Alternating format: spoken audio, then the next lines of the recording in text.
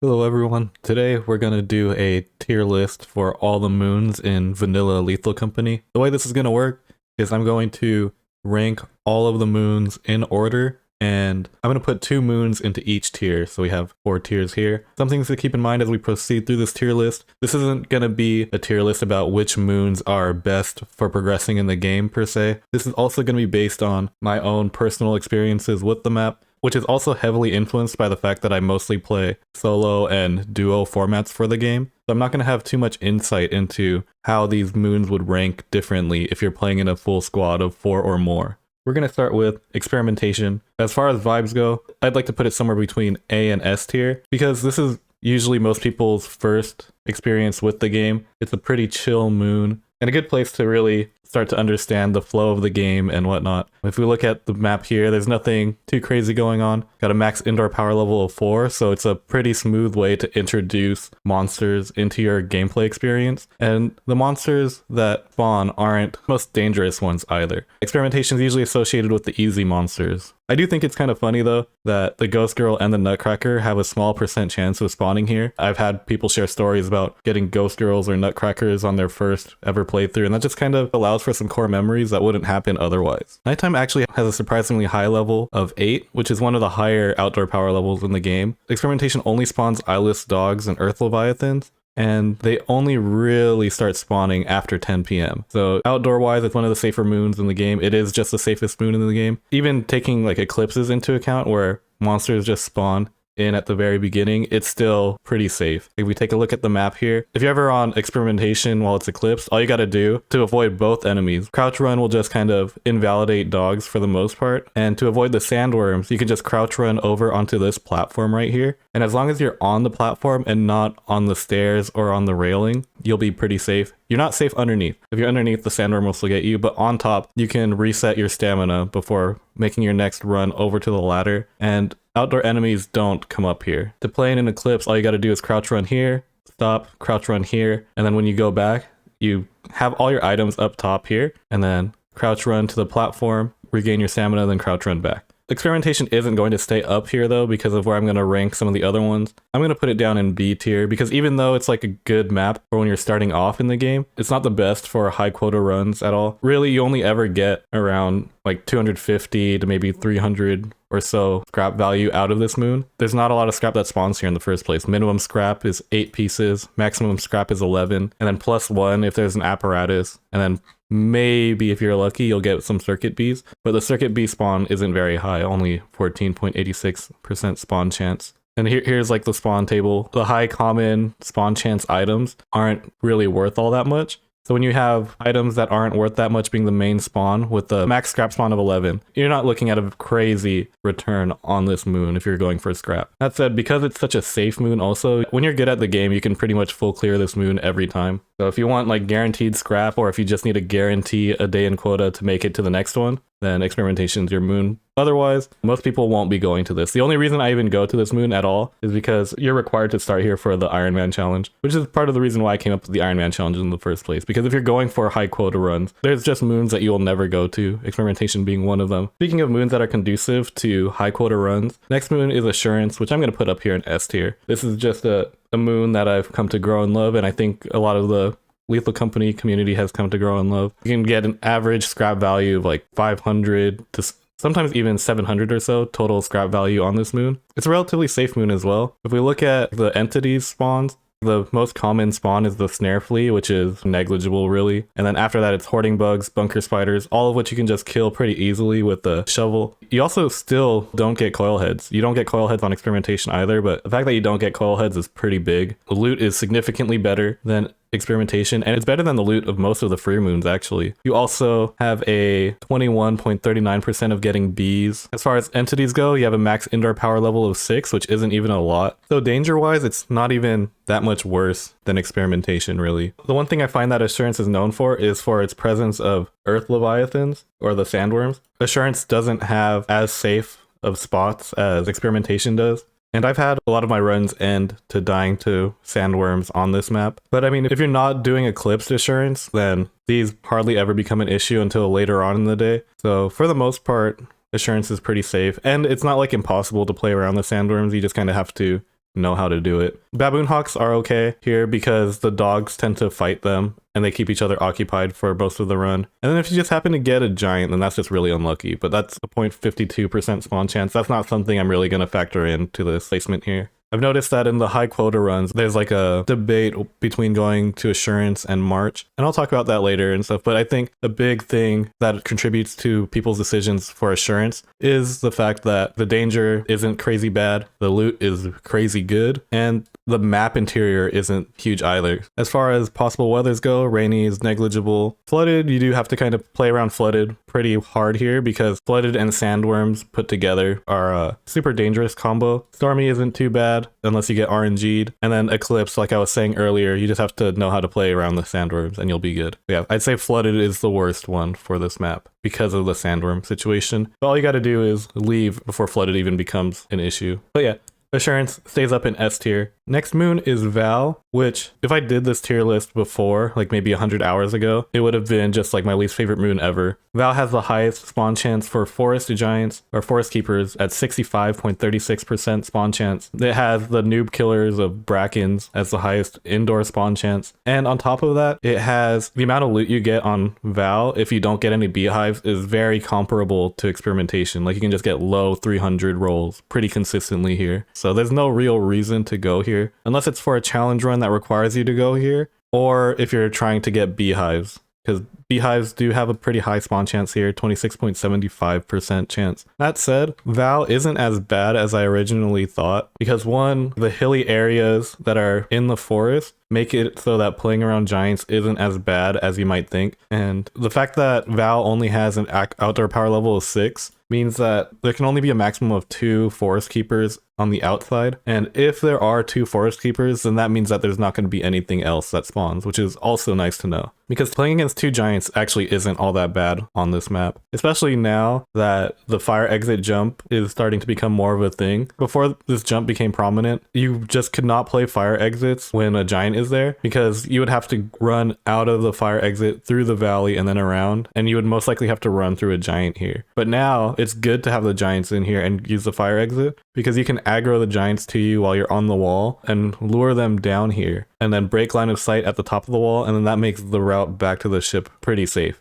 And if you have both giants down here, that's fantastic. Now your whole run is safe until they decide to wander out of the valley and back up into the forest. Even so, I'm still putting Val pretty low. It's going to go right here with experimentation. It might actually go above experimentation. It's still low because the scrap value is low compared to the other free moons, but I'm putting it above experimentation because it's fun to take newer players to Val, to have them experience the Bracken, or to have them experience giants, or to have them experience bees, all of which are just kind of really funny when you're first starting out. It's going over experimentation because there's a lot of cool plays that you can make as an experienced player on Val, like the fire exit stuff. It is fun to stealth around giants in the forest, but if you need scrap, then this is not the moon for you. Next is offense, which may or may not surprise people, but I'm putting that down here at the bottom. It does have one of the more fun parkours. Actually, I didn't even mention about the parkours on Assurance. Assurance has some cool parkours as well, but this one, it has the pipe jump that takes you to the fire exit, which is cool. And it also has the parkours on the rocks here that'll get you to the fire exit. But the fact that you can't even access the fire exit without those or buying an extension ladder makes this a pretty difficult moon to navigate as a newer player. The reason why offense is so low is just a notoriously dangerous moon for a free moon, and that's just supported by its max indoor power level of 12 and the types of monsters that spawn on here. Thumpers are 26%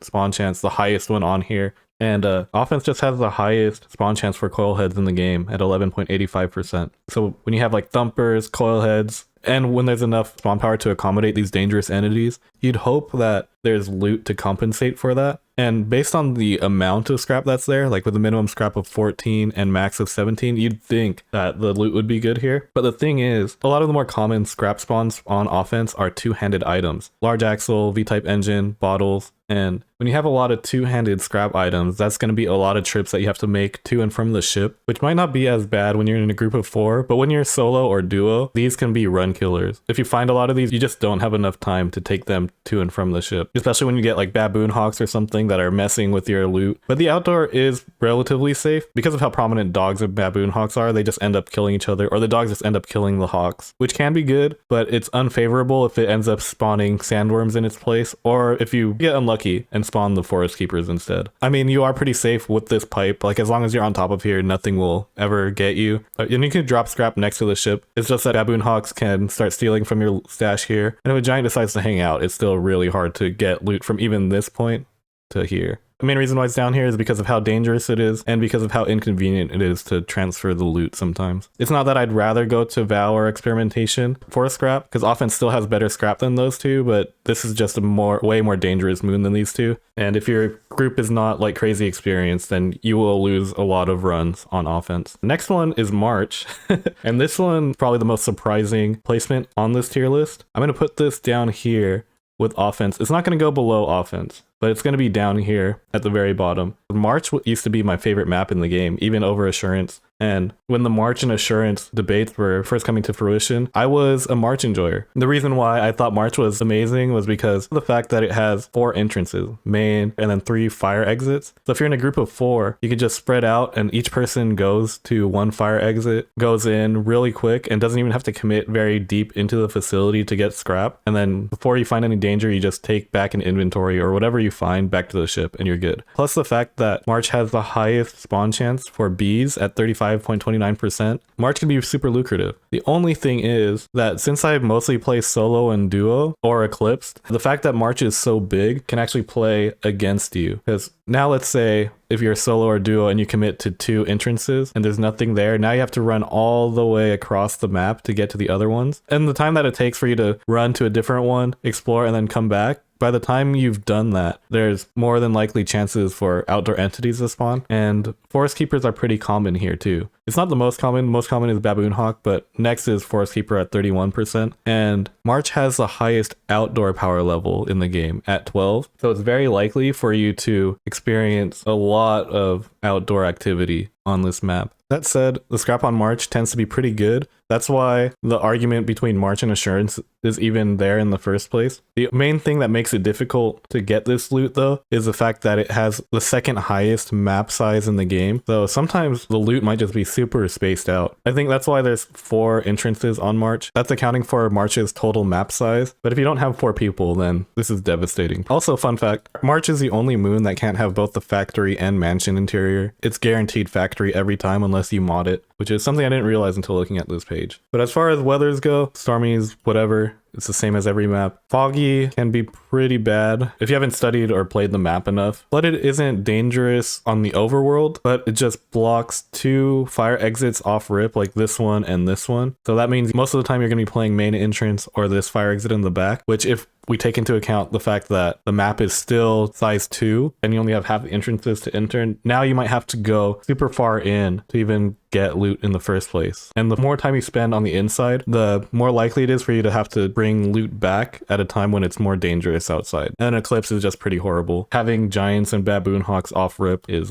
pretty bad, especially in solo and duo when you can't really have someone using a radar booster from the ship without sacrificing a lot of efficiency. So yeah, March is not up here. March is going to go down here. Also, for some reason, I get a lot of just audio bugs and just bugs in general on March compared to other moons, and that's just pretty annoying. It does go over offense though, because March's potential is just way higher than offense. And sometimes you don't even have to go inside the facility to get a return on March. Sometimes you just get some good beehives, like 2 or 3 beehives, and that just makes up for the lack of anything else. So yeah, it's going to go down here. I'm not going to put it any higher than that. But I think if I didn't have like the audio bugs, or if I played with a squad of 4, it would be way higher. But since I mostly play solo duo, it's down here. Next one is Rend, which is pretty easily just S tier. Best moon in the game. This is the moon that all the high quota teams go to, and they go to this for a reason, you know. It doesn't have more scrap than Dine or Titan, but the loot is still fantastic here, and the relative danger that Rend has compared to Dine and Titan is the reason why people prefer going here. Like, it has max indoor power level of 10, which isn't crazy high compared to the other two, and max outdoor power level of 6, which is fantastic to know. So the outdoor is actually kind of safe if you know where to go.